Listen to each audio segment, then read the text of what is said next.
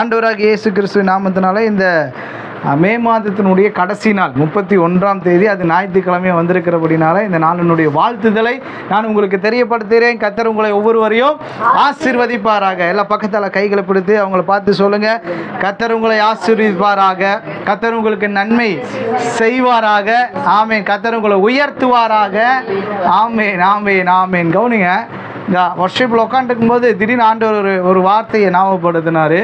அன்றியும் அவர் தீர்மானத்தின்படி அழைக்கப்பட்டவர்களாய் தேவனிடத்தில் அன்பு கூறுகிறவர்களுக்கு சகலமும் நன்மைக்கு ஏதுவாய் செய்கிற தேவன் இருக்கிறோமா? ஆமாம். அப்போ நம்ம வாழ்க்கையில் தேவன் சகலமும் நன்மைக்கு ஏதுவாய் செய்கிற தேவன்.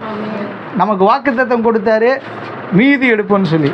அப்போ ஒவ்வொருவரும் சாட்சி அம்மா சொன்னாங்க, காலையில் பார்த்தீங்கன்னா எங்கள் வீட்டில் நான் மீதி எடுத்துருக்குங்க, இந்தாங்க பெட்ரோல் அடிச்சுக்குங்கன்னு 500 ரூபா கொடுத்தாங்க.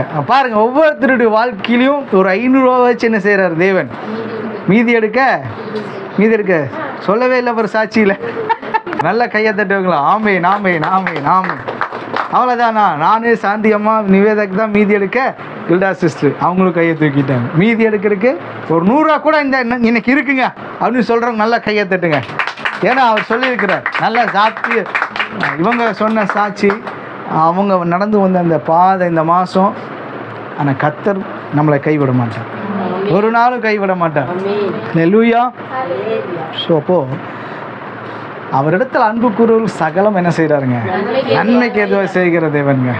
அவர் இடத்துல வேறுதலும் இல்லை, மாறுதலும் வேற்றுமை இல்லை, நிழலும் இல்லை. ஆமாம், அவர் எல்லாத்துக்கும் ஒரே மாதிரியாக இருக்கிறார், ஒரே மாதிரி செய்கிற தேவனாக இருக்கிறார். ஹல்லேலூயா. எசேக்கியேல் 34ஆம் அதிகாரத்தில் சில வசனங்களை குறித்து நம்ம தியானித்து இந்த ஆராதனை முடிக்கலாம். இது மாத கடைசி. ஸ்தோத்திரம் ஸ்தோத்திரம் ஸ்தோத்திரம்.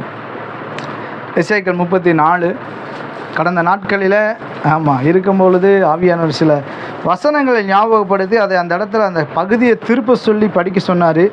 எடுத்து வாசிங்க 26வது வசனத்தை ஒரு வாசிக்க கேட்போம். நான் அவர்களையும் என் மேட்டின் சுற்றுப்புறங்களையும் ஆசீர்வாதமாக்கி ஏற்ற காலத்திலே மழையை பெய்ய பண்ணுவேன். ஆசீர்வாதமான மழை பெய்யும். ஆமீன் சொல்லுங்களே. இது இந்த வாக்கு தத்துவம் எப்பவுமே நம்ம எல்லாம் ஃபர்ஸ்ட் வீக்கில் 1ஆம் தேதி தான் ஆவியானவர் பேசுவார். ஆனால் இன்னைக்கு என்ன நாள்? மாசத்தினுடைய கடைசி நாள். இன்னைக்கு ஆண்டவர் சொல்றாரு, என்ன சொல்றாரு? ஆசீர்வாதமான மழையை பாருங்க, ஆசீர்வாதமாக்கி ஏற்ற காலத்தில் மழை பெய்ய பண்ணுவேன். ஆசீர்வாதமான மழை பெய்யும். அவங்கள பார்த்து சொல்லுங்க, உங்களுக்கு கடைசி நாள் வந்திருக்கலாம், ஆனா ஆசீர்வாதமான மழை பெய்யும். என்னென்ன ஆசீர்வாத மழை பெய்யும் சொல்லி இந்த அதிகாரத்தில் நம்ம பார்க்க போறோம். அதே இடத்துல பாருங்க 25வது வசனத்தை ஒரு வாசிப்போம். நான் அவர்களோடு சமாதான உடன்படிக்கை செய்து துஷ்ட மிருகங்களை தேசத்தில் இராதபடிக்கு ஒழிய பண்ணுவேன். அவர்கள் சுகமாய் வனாந்தரத்தில் தாபரித்து காடுகளில் நித்திரை பண்ணுவார்கள். ஆமென். அல்லேலூயா. கவனிங்க, இந்த இடத்துல வசனம் சொல்லுகிறது, நான் அவர்களோடு சமாதான உடன்படிக்கை செய்து. என்ன மழை பெய்யுமாமா? ஆசீர்வாதமான மழை பெய்யும். அந்த மழை எப்படிப்பட்டதா இருக்கும்னா சமாதானமான மழை. எல்லாரும் சொல்லுங்க, சமாதானமான மழை. அந்த வசனம் சொல்லுகிறது, நான் அவர்களோடு உடன்படிக்கை செய்து. சமாதான உடன்படிக்கை செய்து அப்படி என்னங்க? உடன்படிக்கை அப்படின்னா என்னங்க? ஒப்பந்தம். சரியான வேர்டு ஒப்பந்தம். என்ன ஒப்பந்தம்? இப்போ ஒரு வாகனம் வாங்குறோம், அல்லது ஒரு வீடு வாங்குறோம், இல்லை ஒரு வீடை லீஸுக்கு எடுக்கிறோம். என்ன சொல்லி ஓனர்கிட்ட நம்ம சொல்லி வாங்குவோம் லீஸுக்கு? ஒரு 1 இயர் அல்லது ஒரு 3 இயர், 3 வருஷம் இல்லை 1 வருஷம் இங்கே இருக்கிறேங்க அப்படின்னு சொல்லிட்டு நம்ம 1 வருஷத்துக்கு கேட்போம். உடனே ஓனர் சொல்லுவாங்க, ரூல்ஸ் சொல்லுவாங்க, இதுதான் ரூல்ஸு, 1 வருஷத்துக்கு நீ முதல்ல இருக்கணும், இவ்வளோ அமௌண்ட்டு நீங்கள் கொடுக்கணும், இது இப்படின்னு சொல்லி உங்களுக்கு ஒப்பந்தம் உங்களுக்கு ஓகேவா அப்படின்னா ஓகே, அப்போ நீங்கள் இவ்வளோ அமௌண்ட்டு கொடுக்கணும் அப்படின்ட்டு என்ன செய்கிறாங்க, ஒரு ஒப்பந்தம் பண்ணுறாங்க. 2 பேர் சேர்ந்து பண்ணுறது தான் நான் இதை பண்ணுறேன், நீங்கள் என்ன செய்யுங்க, நீங்கள் இதை பண்ணுங்க, நான் இதை பண்ணுறேன் அப்படிங்கிறத ஒப்பந்தம். ஆமாவா இல்லைங்களா? எனக்கு கொடுக்கணும் இந்த வருஷத்தில் அந்த பத்திரம் அடிப்போம்ல, இதுக்கு பேர் தான் ஒப்பந்தம். ஆமாவா? 2 பேர் சேர்ந்து செய்கிறது தான் ஒப்பந்தம். ஆனால் இங்கே எத்தனை பேர் செய்கிறாங்க? கர்த்தர் சொல்கிறாரு, நான் அவர்களோடு சமாதான உடன்படிக்கை. யாரோடு சொல்லுங்க? என்னோடு கர்த்தர் இன்னைக்கு சமாதான உடன்படிக்கை ஒப்பந்தம் பண்றாரு.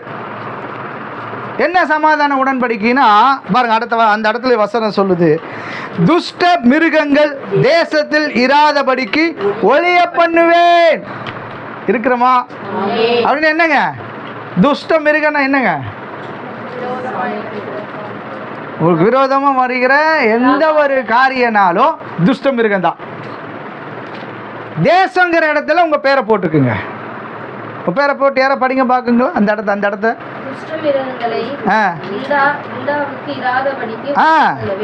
கர்த்தர் கையை தட்டுங்க. நீங்கள் படிச்சிட்டீங்க, உங்களுக்கு தான் இது. புரிஞ்சுங்களா? தேசங்கிற இடத்துல உங்கள் பேரை போட்டு இப்போ படித்தோம்னா துஷ்ட மிருகங்கள் உங்களிடத்தில் இராதபடிக்கு ஒழிய பண்ணுவார். உங்களுக்கு ப்ராமிஸ் பண்ணுறார், உடன்படிக்கை செய்கிறார். என்ன உடன்படிக்கை? சமாதான உடன்படிக்கை. இவ்வளோ நாள் நீங்கள் சமாதானம் இல்லாமல் தத்தளித்து, என்னடா இது ஒரு பிரச்சனையாகவே இருக்குது, இது ஒரு முள்ளாகவே இருக்குது, இதுலேருந்து ஒரு விடுதலையே இல்லையே அப்படின்னு நினச்சிட்டு இருந்தீங்களா, அது உங்கள் வாழ்க்கையில இனி இருக்காது. ஆமீன் சொல்லுங்களே. அது சுகமாக இருக்கலாம், பலவீனமாக இருக்கலாம், இல்லை வியாதியாக இருக்கலாம், இல்லை ஒரு பண பிரச்சனையாக இருக்கலாம், எது வேணா இருக்கலாம். அந்த துஷ்ட மிருகத்தை உங்கள் வாழ்க்கையிலிருந்து கர்த்தர் என்ன செய்ய போகிறாருங்க? ஒழிய பண்ண போகிறார். அதுதான் சமாதான உடன்படிக்கை. அது எப்படிப்பட்டதாக வருமாமா? ஒரு பெரிய மலையாக வரப்போகுதுங்க. ஒரு சின்ன காரியம் இல்லை, ஆசீர்வாதமான மலை, சமாதான மலை, துஷ்ட மிருகங்களை ஒழிக்கிற மலை. இருக்கிறோமா? ஹல்லேலூயா, ஸ்தோத்திரம் ஸ்தோத்திரம். பாருங்க, அடுத்தது, இராதபடிக்கு ஒழிய பண்ணுவேன், அவர்கள் சுகமாய் வனாந்தரத்தில் தாபரித்து காடுகளில். இப்போ இந்த வனாந்தரம், இந்த காடுகள்ங்கிறதுல என்ன அப்படின்னா, இப்போ நம்ம இருக்கிற இந்த பகுதியில் இருக்கிறோம் இல்லைங்களா, இந்த பகுதியில் இருக்கிறவங்களா, வனாந்தரம் போல காடுகள் போல ஒரு, இங்கே பாருங்க என்னாச்சு, எல்லாம் பாப்பாவே பார்த்துட்டு இருக்கிறாங்க.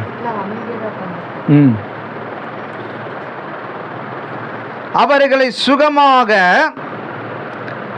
வனாந்தரத்தில் தாபரித்து காடுகளில் நித்திரை பண்ணுவார்கள். ஸோ இந்த இடத்துல இந்த வசனத்தில் இப்படி போட்டிருக்குங்க, அவர்கள் சுகமாய் வீடுகளில் தாபரித்து வீடுகளில் நித்திரை பண்ணுவார்கள். இருக்கிறோமா? உங்களுக்கு எப்படிப்பட்ட ஆசீர்வாதமான மலையை தேவன் கொடுக்க போறாரு? சமாதானமான மலை. 2வது துஷ்ட மிருகங்களை ஒரு மலை. அடுத்தது, நீங்க உங்க வீட்டுக்குள்ள சமாதானமா, எல்லாரும் சொல்லுங்க, சுகமா வாசிங்க இந்த வசனத்தை. நாங்கள் அல்லது நான் சுகமாய் என் வீட்டுக்குள்ள தாபரித்து என் வீட்டுக்குள்ள இருக்கிறோமா? உங்க வீட்டுக்குள்ள நீங்க எப்படி இருக்க போறீங்க? உங்க நித்திரை எப்படி இருக்க போகுதுங்க? சுகமான நித்திரை. அது எப்போ வரும் உங்களுக்கு? எப்பங்க சுகமான நித்திரை வரும்? விடிஞ்சா பிரச்சனையா இருக்குன்னு நினைச்ச போய் பிரச்சனையே இல்லை, சுகம் அப்படி ஒன்று இருக்குங்களா? இப்போ நீங்கள் எப்படிப்பட்ட நித்திரை பண்ணுறீங்க? அதான் கேட்கணும். உங்கள் நித்திரை இப்போ எப்படி இருக்குது? நைட்டு தூங்கி காலையில் எந்திரிக்கும் போது நல்லா எந்திரிக்கிறோமா, இல்லை எங்கேயாச்சும் கட்டணும், பிடிக்கணும், நடக்கணும், அடிக்கணும் அப்படிங்கிற மாதிரி எந்திரிக்கிறீங்களா? சொல்லுங்கள். அப்போது கர்த்தர் நம்ம கூட பேசிகிட்டு இருக்கிறாரா? என்ன நித்திரை? சுகமான நித்திரை. இப்போ காலையில் எந்திரிக்கும் பொழுதே பிரச்சனையே இல்லாமல் அப்படிப்பட்ட மாதிரி தேவன் உங்களை வைக்க போகிறாரு. கையை தட்டுங்க, உங்களுக்காக தான் கர்த்தர் பேசிக்கொண்டு இருக்கிறார். ஹல்லேலூயா. ரிசீவ் பண்ணி கொண்டே இருங்க. எனக்காக கர்த்தர் பேசுகிறார், என்னோடு கூட கர்த்தர் உங்களுக்கு தான் ஆவியாக பேசி கொண்டு இருக்கிறார். ஹல்லேலூயா. பாருங்க, அப்போ என்னன்னா, அவர்கள் சுகமாய் வனாந்திரத்தில் தாபரித்து காடுகளில் நித்திரை பண்ணுவார்கள். அப்போ நமக்கு தேவன் அடுத்த ஒரு மலை எப்படி கொடுக்கிறாருன்னா சுகமான மலை. எல்லாரும் சொல்லுங்க, ஒரு மலை. இப்போ நார்மலாக பாருங்க, இப்போ நம்ம இருக்கிறோம், வெயில் அடிக்குது, திடீர்னு ஏதோ ஒரு மழை வருது, சின்ன மழை வந்துட்டு போயிடுது, என்ன ஆகும்? அடுத்தது உபசத்தை கிளப்பிட்டு போயிடும். இது அந்த மாதிரி மழை இல்லை. இல்லைன்னா பெரிய மழை காத்தோட வரும், என்ன ஆகும்? அடிச்சு நொறுக்கி எல்லாம் தூக்கி பாக்கிட்டு போயிடும். இது அந்த மாதிரி மழை இல்லை. நிறைய பேர் திடீர்னு வந்து பாம்பு போடுவாங்கல்ல, ஐயோ இப்படி ஆயிடுச்சாமா, அப்படி ஆயிடுச்சாமா, இது நடந்துருமாமா, நடக்க போதாமா. இந்த நம்ம மனுஷங்க கண் எப்படி தெரியுங்களா? நியூஸ் சேனலையே பார்த்துட்டு பலர் பாருங்க, இந்த நியூஸ் சேனல் யூடியூப்பையே பார்த்துட்டு அவங்க என்ன பேசுகிறாங்களோ அதை ஜட்ஜ்மெண்ட்டாக பேசிட்டு போ, புரிஞ்சுங்களா?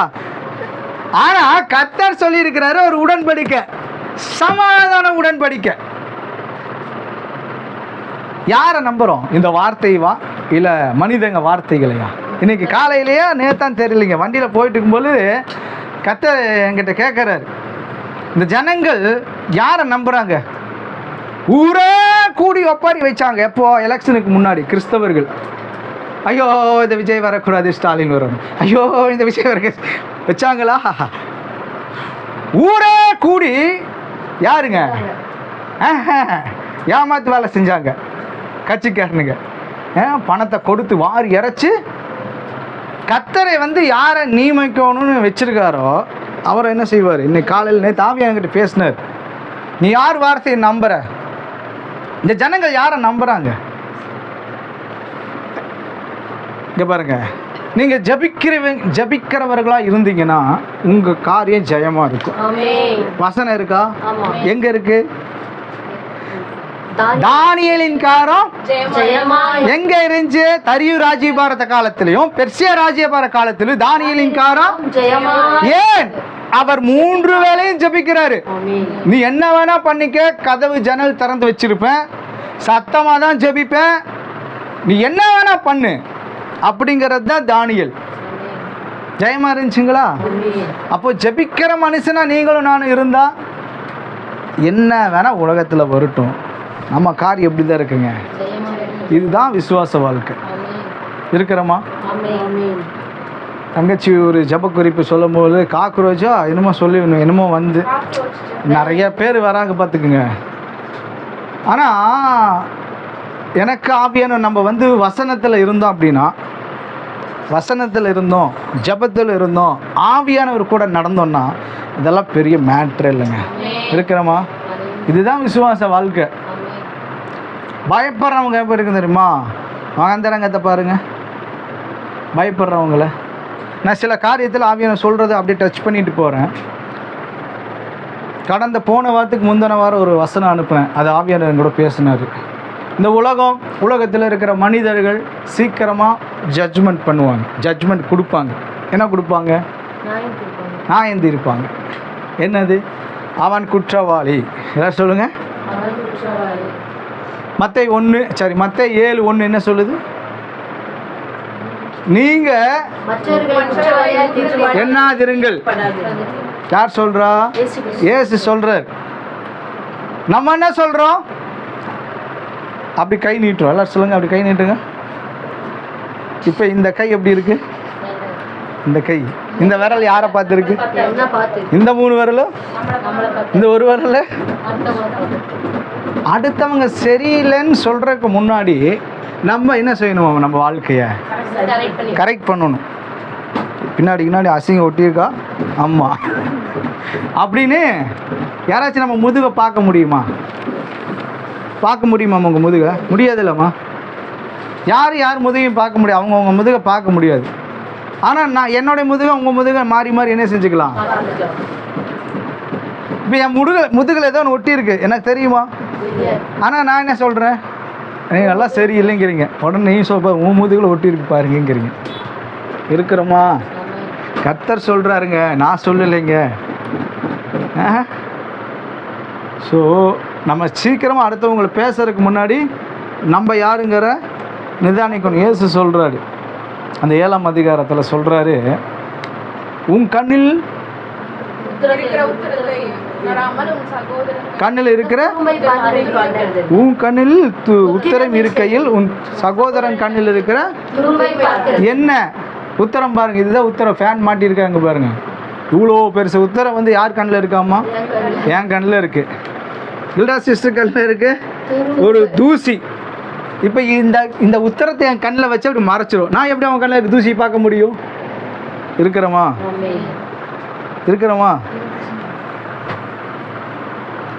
அடுத்தவங்க சரியில்லை அப்படின்னு என்ன செஞ்சிடறோம்? சொல்லிடுறோம். அதனால தான் ஆவியானவர் இங்கே உட்காந்துக்கும் அந்த வசனத்தை சொன்னாராட்டு இருக்கு. என்னன்னு தெரியல. அன்றியும் அவர் தீர்மானத்தின்படி அழைக்கப்பட்டவர்கள் தேவனிடத்தில் அன்பு கூறுவர்களுக்கு அந்த வசனம் சொல்லு. தேவனிடத்தில் அன்பு கூறுகிறவர்களுக்கு தேவனிடத்தில் எப்படி அன்பு கூறுவாங்க? கிரியினாலே. அன்பு, சந்தோஷம், நீடிய பொறுமை, சாந்தம், இச்சை அடக்கம், விசுவாசம், தயவு, நற்குணம், பொறுமை. 7, 9 கனி சொல்றாரு. நம்மகிட்ட எந்த கனி இருக்கு? கனி இருக்குங்களா? அன்பு இருக்கா? மேசியா, நிவேதா, குல்டாசிஸ் அன்பு இருக்குங்களா? உங்க அம்மாவை நேசிக்கிறீங்களாம்மா? மாமியார டக்கு என்ன லேட் ஆகுது? அப்படி பிரேக் அப்படி ஸ்பீட் பிரேக் ஏறி டக்குன்னு இறங்குது. அம்மா பண்ணோனியா நேசிக்கிறாங்க, மாமியார் இதுதான் இங்கே தான் இருக்குது ஆவிக்குரிய வாழ்க்கை. இருக்கிறோமா? ஸோ என்றைக்குமே பார்த்துக்குங்க, தேவன் நம்மளை நல்லா வைக்கிறவர். எல்லாரும் சொல்லுங்க, நம்மளை நல்லா வைக்கிறவர். ஆனால் அதுக்கு நம்மளுடைய ஆவிக்குரிய அந்த பேஸ் மட்டும் ஆவிக்குரிய வாழ்க்கை, அது ஜெபம், வேத வாசிப்பு, பரிசுத்தம், நம்ம கனி கொடுக்குற அந்த வாழ்க்கை இருக்குது பார்த்தீங்களா, அது ரொம்ப ரொம்ப நம்ம வாழ்க்கையில் முக்கியமாக இருக்கிறதுங்க. இங்க என்ன சொல்கிறாரு? அவங்க சுகமாக என்ன செய்வாங்க? தாபரித்து தங்குவாங்க. அடுத்துதான் சொல்றாரு, நான் அவர்களை என் மேட்டின் சுற்றுப்புறங்களை ஆசீர்வாதமாய் மாற்றி ஏற்ற காலத்தில் மழை பெய்யுவேன். ஏற்ற காலம்னா என்னங்க? கரெக்டான டைம், அந்தந்த காலம். நான் உங்களுக்கு ஏற்கனவே சொல்லித்தரேன். ஏற்ற காலம் அப்படின்னா நம்ம கர்த்தரோடு இருந்தோம்னா என்றைக்குமே நமக்கு என்னதுங்க? ஏற்ற காலம்தான். ஒரு தோசையை ஊற்றுறீங்க, ஒரு மாவு கரண்டு எடுத்து எவ்வளோ நேரம் ஆகுதுங்க? ஒரு தோசை இப்படி ஊற்றிடுங்க, அது வேகறதுக்கு எவ்வளோ நேரம் ஆகுது? 1 செகண்டு, ஒரு 2 அப்படிங்கிறக்குள்ள அது என்ன செய்யுது? வெந்து தூக்குது இல்லைங்களா? அதுதான் ஏற்ற காலம். புரிஞ்சுங்களா நான் சொல்கிறது? அப்போ அந்த ஏற்ற காலம் இப்போவே இருக்குது. ஏற்ற காலத்தில் மழை என்ன செய்கிறாருங்க? உங்கள் வாழ்க்கையில் பெய்ய பண்ண போகிறார். அல்லேலூயா. அப்போ ஏற்ற காலத்தில் மழை பெய்ய பண்ணுவேன், ஆசீர்வாதமான மழை பெய்யும். அப்போ இந்த ஆசீர்வாதமான மழைக்குள்ள என்ன இருக்குதுங்க? சமாதானம் இருக்கு, துஷ்ட மிருகங்களை ஒழிக்கிற காரியம் இருக்கு, சுகமான நித்திரையை கொடுக்கிற தேவன் இருக்கிறோமா? இப்போ நீங்கள் இதெல்லாம் இதை ரிவல் பண்ணி பார்க்கணும். நான் சமாதானமாக இன்னைக்கு இருக்கிறேன்னா, இப்போ நான் கேட்குறேன், இல்லை ஆவியான உங்களை பார்த்து நீங்கள் சமாதானமாக இருக்கிறீங்களா? ரெண்டாவது, துஷ்ட மிருகங்கள் உங்களையே தொல்லை பண்ணாமல் நிம்மதியாக இருக்கீங்களா? மூணாவது, நல்லா சுகமாக தூங்குறீங்களா? பல யோசனை மண்டைக்கு என்ன பண்ணுவோன்னு குறையுதா? ஸோ அதெல்லாம் இன்னைக்கு கர்த்தர் மாற்ற பண்ண போகிறார். சரிங்களா? பாருங்க, அடுத்தது வாசிங்களே 27. வெளியின் விருட்சங்கள் தங்கள் கனிகளை தரும், பூமி தன் பலனை கொடுக்கும், அவர்கள் தங்கள் தேசத்தில் சுகமாய் இருப்பார்கள். நான் அவர்கள் நுகத்தின் கயிறுகளை அறுத்து அவர்களை அடிமை கொண்டவர்களின் கைக்கு அவர்களை நீங்களாக்கி விடுவது நான் கர்த்தர் என்று அறிந்து கொள்வார்கள். கவனிங்க, வெளியின் விருட்சங்கள் தங்கள் கனிகளை என்ன செய்யுமாமா? எப்போ? தேவன் இன்னைக்கு உங்களை மழை பெய்ய பண்ண போகிறாருங்க. இன்னைக்கு மழை வரப்போகுது. அந்த மழைனாலும் சரி, இல்லை உங்கள் வாழ்க்கையில் இருக்கிற மழைனாலும் சரி வரப்போகுது. அப்படி அந்த மழை வரும்பொழுது என்ன நடக்கும்னா, அழிவு வராது, உபுசம் வராது, வெக்க வராது, அழிவு வராது, நாச மோசங்கள் வராது. மாறா என்ன மழை வரும் பாருங்க, வெளியின் தங்கள் கனிகளை தருமாமா. முதல்ல மழை வந்தால் என்ன வருங்க சொல்லுங்க? சாப்பிட்றதுக்கு உங்களுக்கு உங்களுடைய ப்ரொவிஷன், மளிகை சாமானம், அரிசி எல்லாம் எப்படி தான் இருக்குமாமா? வெளியிலிருந்து யார் வேணா கொண்டு வந்து உங்களுக்கு கொடுப்பாங்க, அல்லது உங்கள் கையின் பிரயாசத்தை நீங்கள் சாப்பிடுவீங்க, எதுவோ ஒன்று. ஆனால் கர்த்தர் சொல்கிறாரு, வெளியின் விருட்சங்கள் தங்கள் கனிகளை கொடுக்கும். அடுத்தது பூமி தன் பலனை தருங்க. பூமி எப்படிங்க தன் பலனை கொடுக்கும்? நீங்கள் பூமியில் என்ன பண்ணுறீங்க? வேலை செய்கிறீங்க, பிஸ்னஸ் பண்ணுறீங்க, அதற்குரிய பலன் உங்களுக்கு ரெட்டிப்பாய் தேவன் தருவான். அல்லேலூயா. இருக்கிறீங்களா? ஆமாம், பூமி தன் பலனை தரும். அப்புறம் பார்த்தீங்களா, அவர்கள் தங்கள் தேசத்தில் எப்படிதான் இருப்பாங்களாமா? நீங்கள் சுகமாக இருக்க போகிறீங்க, நீங்கள் சுகமாக இருக்க போகிறீங்க. ஆக்சுவலாக இது ஆவியானவர் 1ஆம் தேதி ஃபஸ்ட்டு வீக் பேசணும், ஆனால் கடைசி 31ஆம் தேதி பேசி கொண்டு இருக்கிறார். என்னன்னு தெரியல. நான் சொல்லட்டுங்களா? தேவன் சொன்னார்ல, 5 மீன் 5 அப்போ 5000 பேர் சாப்பிட்டு 12 கோடைகள். இப்போ நான் சொல்கிறேன், இந்த மாதம் இப்போ தான் முடிய போகுது, ஆனால் முடியறதுக்கு முன்னாடியே இந்த மழையை தேவன் நம்ம வாழ்க்கையில் கொடுக்க போகிறார். அப்படின்னா என்ன அர்த்தம்னா, நவ் இப்போவே ஸ்டார்ட்டுங்கிறாரு, இதுக்கு முடிவில்லைங்கிறாரு, இதுக்கு முடிவில்லை, இப்போ அப்படியே தொடருங்கிறாரு. விசுவாசிக்கிறீங்களா? இருக்கிறோமா? அப்போ நல்லா கவனிங்க. இந்த நேரத்தில் சொல்லுங்கள், இருதயத்தில் தலையில் கையை வச்சு, ஆண்டவர் ஆசீர்வாதமான மழை என் வீட்டில் பெய்யுன்னு இருக்கிறீங்க, என் பொருளாதாரத்தை ஆசீர்வதிங்க, ஒரு பண மழை என்னுடைய வீட்டுக்குள்ளே வரட்டும், என்னுடைய பிஸ்னஸில் வரட்டும், என் ஊழியத்தில் வரட்டும், என் வேலையில் வரட்டும். சொல்லுங்க, நான் சொல்றது அப்படியே சொல்லுங்க. ஆமாம், எங்கள் வீட்டுக்குள்ள சமாதானம் வரட்டும், சுகம் வரட்டும், அந்த மழை இன்னைக்கு பெய்ய ஆரம்பிக்கட்டும். ஆண்டவர், என்னை கட்டி இருந்த துஷ்ட மிருகங்கள், என்னை சுற்றி நின்ற துஷ்ட மிருகங்கள் இயேசுவின் நாமத்தினால எல்லா வெளியேறி போகும்படி நான் கட்டளையிடுகிறேன். ஆண்டவர், ஆசீர்வாதமான மழை என் மேலே பெய்யட்டும் ஆண்டவர் என்று சொல்லி. ஆமென், ஆமென், ஆமென், ஆமென், ஆமென், ஆமென். அந்த வசனத்தை வாசிங்க கீழே, அப்படி அந்த பகுதியை. இப்ப அடுத்தது சொல்றாரு, நான் அவர்களின் நுகத்தின் கயிறுகளை அறுத்து. அப்போ கவுனிங்க, நுகத்தின் கயிறு அப்படின்னு என்னங்க? நுகன்னா என்னங்க? என்னமா? அடிமைத்தனம் தான். அந்த நுகன்னா என்னன்னு கேட்குறேன். மாட்டுக்கு கழுத்தில் ஒரு இப்படி வச்சிருப்பாங்க, தெரியுங்களா? தெரியும், பார்த்துருக்கீங்களா? இந்த கொம்பு வரும் மாட்டு வண்டியில், ஒரு மாடு இருக்கும், 2 கம்பி இருக்கும், அந்த மாட்டுடைய கழுத்தில் இப்படி வளைவாக கொடுத்து இப்படி மாட்டி வச்சுருப்பாங்க. அந்த கம்பத்துக்கு பேர் தான் நுகம். ஏன்னா இங்கே அவனுக்கு என்னை பாருங்க, எல்லா பாரத்தையும் கொண்டு வந்து மாட்டு வண்டியில் வச்சா அந்த மாடு தாங்கக்கூடிய ஒரே இடம் கழுத்து பகுதி, நுகம். இன்னைக்கு உங்கள் நுகத்தை எல்லாம் தேவன் என்ன செய்கிறாருங்க? எவ்வளோ பாரத்தோடு இந்த காலை வேலையில் நீங்கள் வந்திருந்தாலும் சரி, எவ்வளோ நுகத்தோடு வந்திருந்தாலும் சரி, கர்த்தர் சொல்கிறாரு, நான் அவர்கள் நுகத்தின் கயிறுகளை அறுத்து அவர்களை அடிமை கொண்டவர்களின் கைக்கு அவர்களை நீங்களாக்கி விடுவிப்பேன். இருக்கிறோமா? ஸோ எதில் நீங்கள் அடிமைத்தனப்பட்டு இருக்கிறீங்க? அது என்ன காரியமாக வேணால் இருக்கலாம். பணத்தில் ஒரு அடிமை, இல்லை மற்றவங்களுக்கு ஒரு அடிமை, பாவத்தில் ஒரு அடிமை, பலவீனத்தில் ஒரு அடிமை, எது வேணா இருக்கலாம். அது எல்லாத்திலும் தேவன் எனக்கு ஒரு விடுதலையை கொடுக்க போகிறார். விசுவாசிக்கிறீங்களா?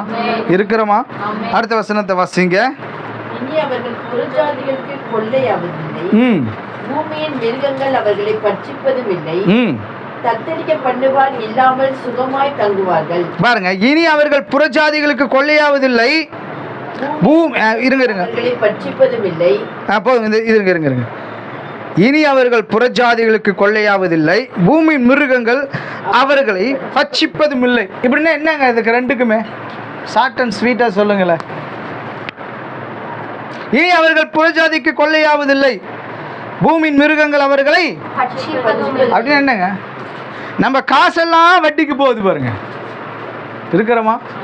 நம்ம காசெல்லாம் எங்கே போகுதுங்க? போதுங்கிறவங்க மட்டும், எனக்கு போகிறது இல்லைன்னா நல்லது, என் காசெல்லாம் முக்கால்வாசி வட்டி பணத்துக்கே போதுங்க சம்பாதிக்கிறது அப்படின்னு சொன்னீங்கன்னா இந்த காரியம் உங்களுக்காக தான். இனி அவர்கள் புறஜாதிகளுக்கு இப்போ ஆண்டவர் சொல்கிறாரு உபாகமத்தில் என்ன சொல்கிறாரு, நீ கடன் வாங்க மாட்டேன், அனைத்து ஜாதிகளுக்கு கடன் கொடுப்பேன். சும்மாவா கொடுப்போம் கடன்? ஒரு புற ஜாதி நம்ம கடன் கொடுத்து எப்படி கொடுக்குறாங்க? 5000 வாங்குறீங்க, எவ்வளோ வட்டி எடுக்கிறான்? 500 ஸோ கர்த்தர் சொல்கிறார் நீ வந்து கடன் கொடுப்பங்கிறாரு. இப்போ யார் வந்து நம்ம 500 வாங்கணும்? நம்ம தான் வாங்கணும். இப்போ யார் வாங்குறா? இப்போ வரைக்கும் யார் தான் நம்ம கொடுத்துட்டு இருக்கோம்? இப்போ சொன்னாங்களே சாட்சி, 5000 வந்து நிற்கிறாப்பெல்லாம் கொடுக்கணும். இதாக பாருங்கள், நார்மலாக பாருங்கள், நம்ம எந்த இடத்துல இருக்கோம்? மிருகம் எங்கே இருக்கான்? புறஜாதி எங்கே இருக்கான்? நம்ம எங்கே இருக்கோம்? தங்கச்சி நிவேதா இருக்காங்க. எவ்வளோமா மாதம் நீங்கள் வந்து லோன் கட்டுறீங்க கடன் வாங்கினதுக்கு? எல்லாமே வாங்குறதே அங்கே தான் போகுது. அப்போ எப்படி பாருங்கள் நம்ம எந்த இடத்துல இருக்கோம்? எனக்கு இந்த 2-3 மணி நேரம் இந்த கேள்வி ஆண்டவர் கேட்டு இருக்கிறார், ஜனங்கள்கிட்ட கேட்க சொல்லி. எவ்வளோ காரியம் ஆவியானவர் நம்ம கூட பேசுகிறாரு. இருக்கிறீங்களா? எவ்வளோ காரிய தேவன் நம்ம கூட பேசுகிறாரு. நம்ம எந்த இடத்துல இருக்கோம்? பொருளாதாரத்தில் எங்கேங்க இருக்கோம்? நம்ம நல்லா சாப்பிட்றோமா? திருப்தியாக சாப்பிட்றோமா? உடை போடுறோமா? அல்லது நம்ம காசெல்லாம் அவன் சாப்பிட்டுருக்கிறானா? நினச்சி பாருங்க, இருக்கிறோமா?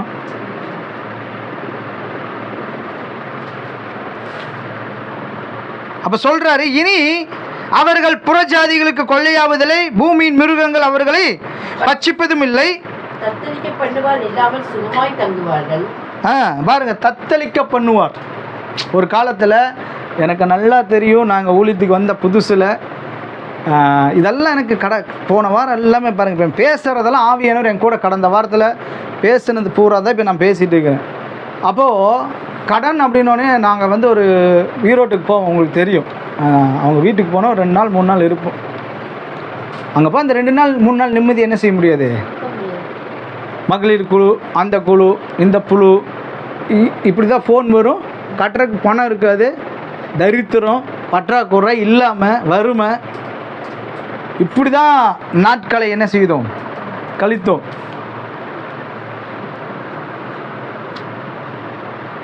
தத்தளிக்க பண்ணுவார் இல்லாமல்னா நாங்கள் அப்புறம் அந்த நமக்குள்ளே அந்த தத்தளிப்பு இருந்துகிட்டே இருக்கும். புரிஞ்சுங்களா? இருக்கிறோமா? ஐயா அவன் கேட்பான், கடன்காரன் கேட்பான், கொடுக்கணும், இல்லைன்னா அவமானமாயிரும், சொன்ன நேரத்தில் கொடுக்கணும் அப்படிங்கிற அந்த அந்த தத்தளிப்பு. ஸோ அப்படி இருப்பீங்கன்னா கர்த்தர் சொல்கிறாரு, தத்தளிக்க பண்ணுவார் இல்லாமல், சொல்லுங்கள் அந்த வசனத்தை, சுகமாய் தங்குவார்கள். சரி, அடுத்த வசனத்தை பார்த்தீங்களே, நான் அவர்களுக்கு கீர்த்தி பொருந்திய ஒரு நாட்டை எழுப்ப பண்ணுவேன். அவர்கள் இனி தேசத்தில் பஞ்சத்தால் வாரி கொள்ளப்படுவதும் இல்லை, இனி புறஜாதிகள் செய்யும் அவமானத்தை சுமப்பதும் இல்லை. இதெல்லாம் ஒவ்வொரு இந்த நான் சொல்ற ஒவ்வொரு வசனத்திலையும் 5 காரியம் இருக்குதுங்க, 3 காரியம் இருக்குது. நீங்கள் நிதானமாக மறுபடியும் நீங்கள் போய் வீட்டில் உட்காந்து இது ஒவ்வொன்றா படித்து பாருங்கள். ஆண்டவர் சொல்கிற காரியத்தை சொல்கிறேன். நான் அவர்களுக்கு கீர்த்தி பொருந்தி, கீர்த்தின்னு என்னங்க, இருங்க, புகழ்ச்சி. நம்ம கீர்த்தி இங்கே பாருங்க, நம்ம கீர்த்தி என்ன செய்ய, நம்ம கொண்டு போய் புகழ்கிறாங்களா?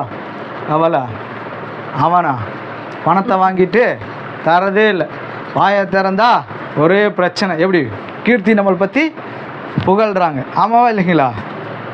இருக்கிறோமா?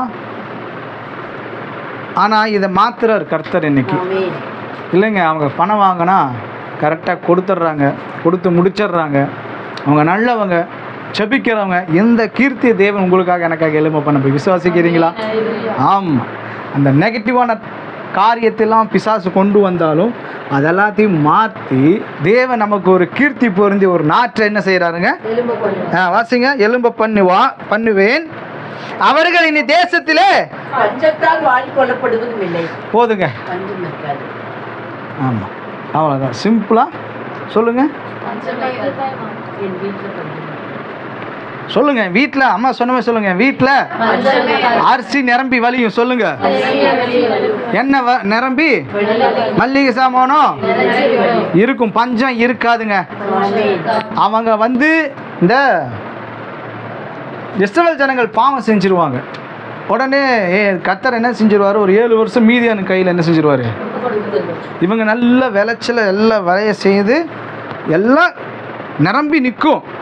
உடனே அங்கேருந்து என்ன செய்வாங்க, வந்து எல்லாத்தையும் அழிச்சிட்டு என்ன செஞ்சிருவாங்க.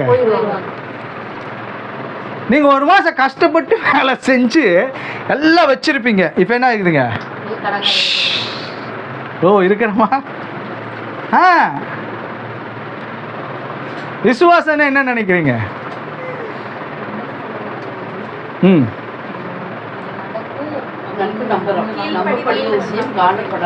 கீழ்ப்படிதல் ப்ளஸ் நம்பிக்கை. கரெக்டாக இருக்கு ஸ்டூடெண்ட். ஆபிரகாமுக்கு சொல்றாரு, உன் நேசகுமாரனும் உன் நேசகுமாரனும் உன் ஏக சுதனும் நீ அவனை பாராம நான் சொன்னபானே அவனை கொண்டு போய் என்ன செய்யற, பலி செலுத்தினபடினால. அப்போ அதெல்லாம் நம்ம பார்க்குறோம், முன்னாடியும் சொல்கிறாரு பின்னாடியும் சொல்கிறாரு. ஆனால் ஆபிரகாம் என்ன பண்ணாருங்க, ஹிஸ்ட்ரி சொல்லுது, என்ன சொல்லுதுங்க, இல்லை சாராக்கு தெரியல அப்படின்னு சொல்லி. அப்புறம் ரிட்டன் வந்த பிறகு என்ன ஆச்சாமா, அவங்க பேசவே இல்லை அப்படிங்கிற சொல்லி ஹிஸ்ட்ரியில் நம்ம பார்க்குறோம். அதோட அந்த அம்மா அப்படியே மறிச்சுட்டாங்கன்னு சொல்லி நம்ம ஹிஸ்ட்ரியில் பார்க்குறோம். ஆனால் இவர் வந்து எப்படி இருந்தார், விசுவாசத்தின் தகப்பன், எல்லாத்துக்கும் விசுவாசத்தின் தகப்பன். ஏங்க நல்லா கவனிங்க, இவங்க கல்யாணம் ஆயிடுச்சு, சிலை செஞ்சு விற்கிறாங்க, இதுதான் இவங்களுடைய தொழில். தேவன் வராரு, யெகோவா தேவன் வராரு, ஆபிரகாமை பார்க்குறாரு, வாக்குத்தத்தம் கொடுக்குறாரு, நான் தான் தேவன் சொல்லி இதெல்லாம் ஒரு சரி நடக்குது. இவரை சந்திக்கும் பொழுது ஆபிரகாமுக்கு 75 வயசு. ஆனால் இவங்க கல்யாணம் ஆனது வந்து 75 வருஷம் என்னதான் இல்லை, குழந்தை இல்லை.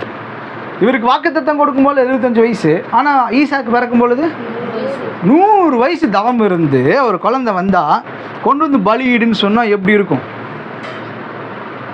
சொல்லுங்க, இருக்கிறோமா?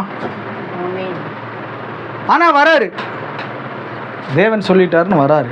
வந்து பலி செலுத்திற்கு கத்திய தன் உரையில் போடும் பொழுது என்ன நடக்குது, பிள்ளைண்டான் மேல் உன் கையை பின்னாடி திரும்பி பார்த்து ஆட்டுக்கடை.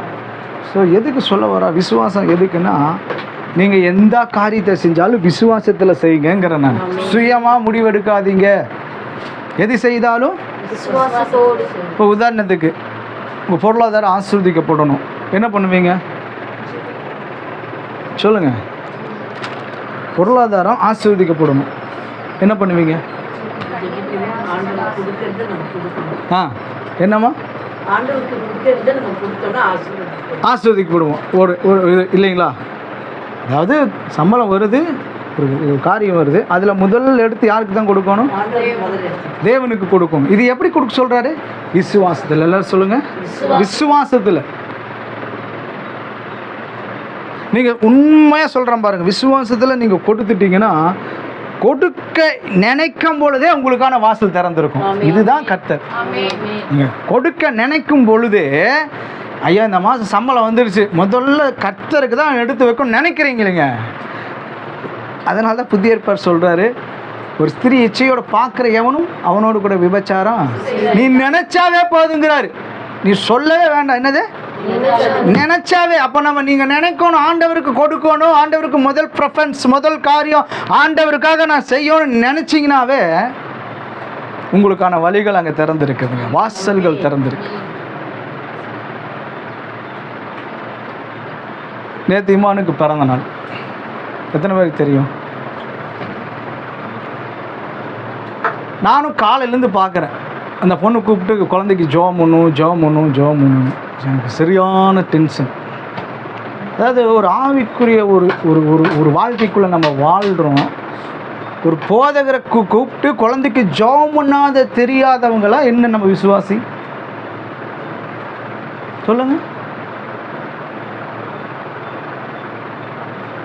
இல்லை நான் வந்து உங்களுக்கு தப்பாக எதாவது சொல்லிக் கொடுக்குறேன்னா, எனக்கு தெரியும் கில்டா சிஸ்டருக்கு அங்கே அன்சி எப்போவுமே ஸ்கூலுக்கு போகும்போது உடனே காலையில் ஃபோன் பண்ணி எங்கிட்ட ஜெபம் பண்ணுவாங்க. எதுக்கு ஜெபம் பண்ணுறாங்க ஊழியக்காரன்ட்ட? எதுக்குங்க பண்ணுறீங்க சொல்லுமா, எதுக்குமா பண்ணுறாங்க தெரியல. கர்த்தர் ஒரு ஊழியக்காரனை ஏன் இந்த இடத்துல உங்களை நியமிச்சு வச்சிருக்கிறாரு? ஊழியக்காரருடைய வார்த்தை நிலைப்படுத்துகிற தேவன்.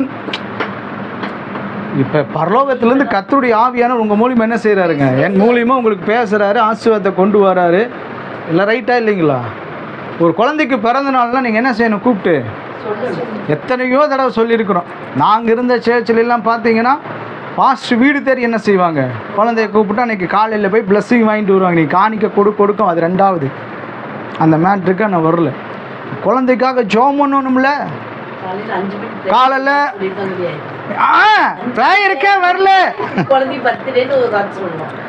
ப்ரேயருக்கே வரல. எனக்கு அதுவும் ஒரு இது. சரி விடுங்க, அதுவும் கூட பரவாயில்ல.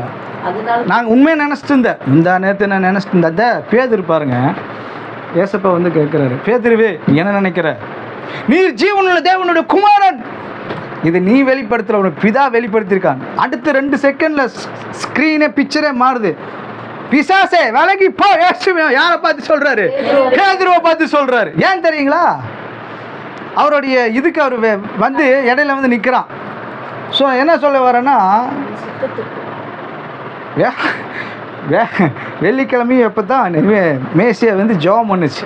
நான் முடிஞ்சோடனே சொன்னேன், பரவாயில்ல சூப்பராக ஜெபம் பண்ணுச்சு, அருமையான ஜெப குறிப்பு, நல்லா தேறிட்டாங்க, நல்லா அப்படியே புகழ்ந்து தள்ளுறேன். அடுத்த நாள் போ பிசாசே அப்படிங்க சொல்ல வைக்கிற மாதிரி எனக்கு கோவத்தை என்ன செஞ்சுட்டாங்க. இப்போ நான் கேட்குறேன், காலையில் நீங்கள் டிஃபன் சாப்பிட்ருப்பீங்களா? சாப்பிட்ருக்க மாட்டீங்களா? சரி, பசங்கள்லேருந்தே வரேன். பல் விளக்கிருப்பீங்களா? அதுக்கு முன்னாடி ரெஸ்ட் ரூம் போயிருப்பீங்களா? பல் வரைப்பிருக்கீங்களா? டிஃபன் சாப்பிட்ருப்பீங்களா? மத்தியானம் ஏதோ ஒன்று, நைட்டு ஜெபம் பண்ணலாம் வரக்கூடாது முடிச்சோன்னு. ஆமாம், இதெல்லாம் நீங்கள் தெரியணும், இதெல்லாம் கற்றுக்கணும். இதுதான் ஆவிக்குரிய சர்ச்சு. நீங்கள் அப்படி இல்லைன்னா அங்கே சிஎஸ்சி சர்ச் இருக்குது, ஆர்சி சர்ச் இருக்குது, எல்லாமே இருக்குது. எங்கே போனால் போய்க்குங்கப்பா. இங்கே வந்து இப்படி தான் ரூல்ஸ் ரெகுலேஷன். இருக்கிறீங்களா? 10 பேர் இருந்தாலும் நல்லா இருக்கணும் ஆவிக்குரிய வாழ்க்கையில்.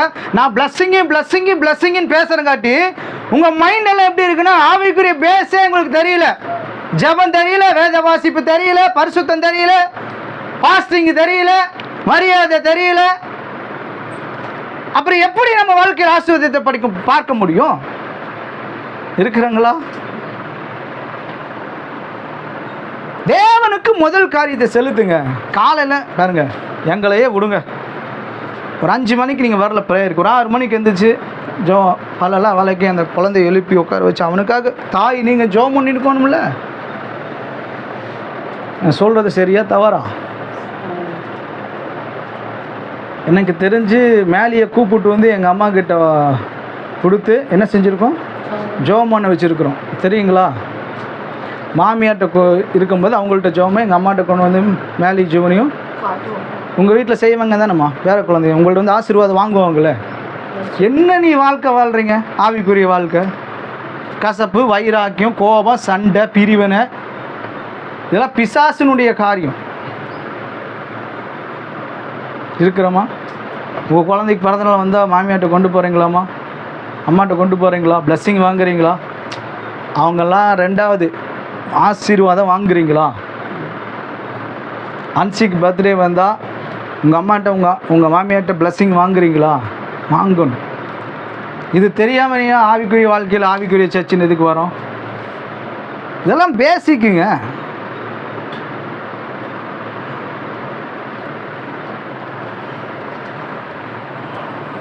இனி புறஜாதிகளுக்கு செய்ய அவமானத்தை செய்வது இல்லை. நல்லா கவனிங்க. தேவனுக்கு நம்ம முதல் ப்ரெஃபரன்ஸ் பண்ணும் பொழுது கர்த்தர் உங்களுக்கு எனக்கு அவர் முதல்ல நிற்கிறார்.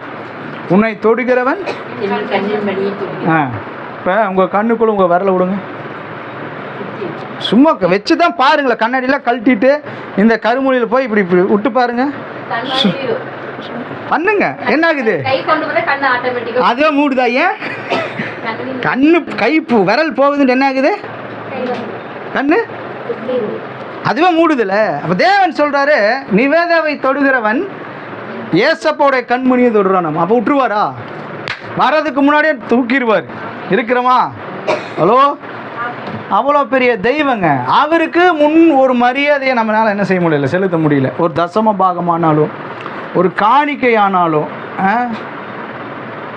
அப்புறம் ஒரு பொருத்தனையானாலும், ஒரு கனப்படுத்துறதானாலும், ஒரு பிறந்த நாள், ஒரு திருமண நாள், ஏதோ வர்றது, ஊழியக்காரனை கூப்பிட்டு ஜெபம் பண்ணுறதுனால உங்களோட ப்ரெஸ்டேஜ் என்ன குறைஞ்சிருமா? சொல்லுங்க. இல்லைங்க. ஆண்டவருக்கு முதல் ப்ரிஃபரன்ஸ் நம்ம கொடுக்கணும். அவர் சொல்றாரு, இனி புறஜாதிகளுக்கு புறஜாதிகள் செய்யும் அவமானத்தை என்ன செய்ய மாட்டேன், நீங்க சுமப்பதில்லைங்கிறாரு. அவங்க நம்மளை அவமானப்படுத்திட்டே இருக்கலாம் புறஜாதிகள், அதை என்ன இனிமேல் நீ வாழ்க்கையில என்ன சொல்றாருங்க, சுமப்பதில்லைங்கிறார். அப்படின்னா நம்ம வாழ்க்கையில் அது வராதுங்கிறார். இருக்கிறோமா? அப்ப தேவன் நமக்கு ஒரு நாட்டை எலும்ப பண்ண போகிறாரு. நம்ம பேர் என்ன செய்ய பண்ண போகிறாருங்க, சொல்லுங்க, பெருமைப்படுத்த போகிறாரு. இனி நம்ம நுகத்தடியெல்லாம் முறியடிச்சு நமக்கு புறஜாதி நம்மளை அவமானப்படுத்திட்டே இருந்தான்ல, அந்த அவமானத்திலிருந்து கர்த்தர் விடுதலை கொடுக்கிறார். அல்லேலூயா. அடுத்து வாசிக்க.